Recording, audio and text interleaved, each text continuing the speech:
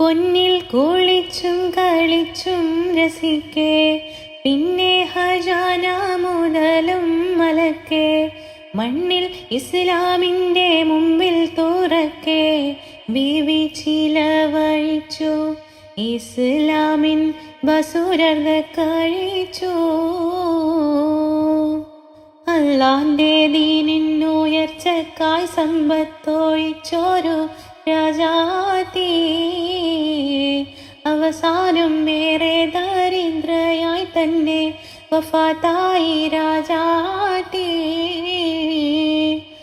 ആരംഭപ്പൂമോളെ കെട്ടിച്ചയക്കാൻ, ആ മഹൽ മാനസമൊന്ന് കുളിർക്കാൻ, ആവതില്ല വിധി ബീവി മരിക്കാൻ. കണ്ണുനീർ മുത്തകന്നു റസൂലിൻ്റെ കൺമണിമേലുതിർന്നു.